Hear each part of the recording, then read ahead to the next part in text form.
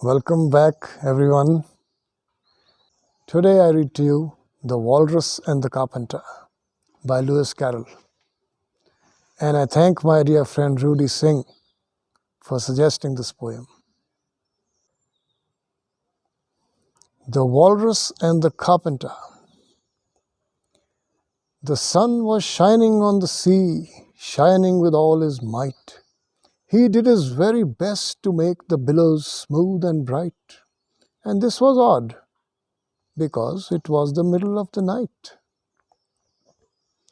The moon was shining sulkily, because she thought the sun had got no business to be there after the day was done. "It's very rude of him," she said, "to come and spoil the fun." The sea was as wet could be. The sands were dry as dry. You could not see a cloud because no cloud was in the sky. No birds were flying overhead. There were no birds to fly. The walrus and the carpenter were walking close at hand. They wept like anything to see such quantities of sand. "If this were only cleared away," they said, "it would be grand. If 7 maids with 7 mops swept it for half a year, do you suppose," the walrus said, "that they could get it clear?" "I doubt it," said the carpenter, and shed a bitter tear. "O oysters, come and walk with us," the walrus did beseech. "A pleasant walk, a pleasant talk, along the briny beach. We cannot do with more than 4 to give a hand to each." The eldest oyster looked at him, but never a word he said.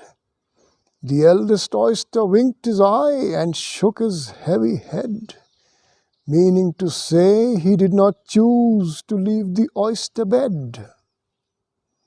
But 4 young oysters hurried up, all eager for the treat. Their coats were brushed, their faces washed, their shoes were clean and neat. And this was odd because, they hadn't any feet. 4 other oysters followed them, and yet another 4, and thick and fast they came at last, and more and more and more, all hopping through the frothy waves and scrambling to the shore. The walrus and the carpenter walked on a mile or so,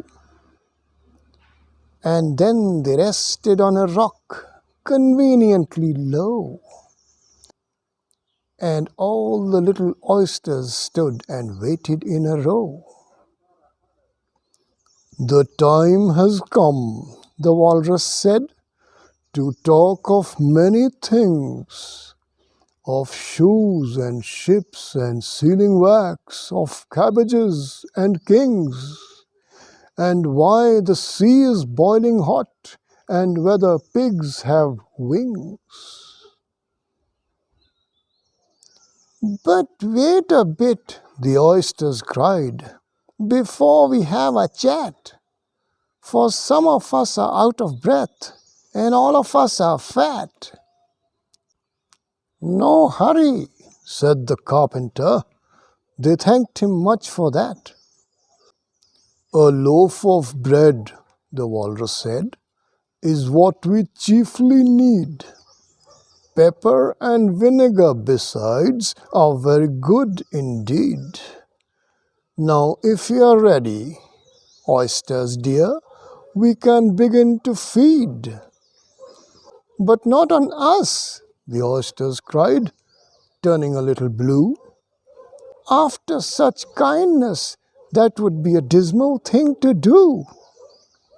"The night is fine," the walrus said.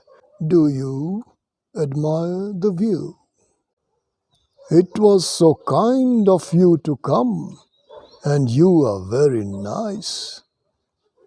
The carpenter said nothing but, cut us another slice.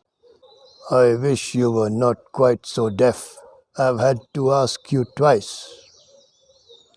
It seems a shame, the walrus said, to play them such a trick, after we brought them out so far and made them trot so quick. The carpenter said nothing, but the butter's spread too thick. I weep for you, the walrus said. I deeply sympathize. With sobs and tears he sorted out those of the largest size, holding his pocket handkerchief before his streaming eyes. "Oh, oysters," said the carpenter, "you've had a pleasant run. Shall we be trotting home again?" But answer came there none. And this was scarcely odd, because they'd eaten every one. Thank you.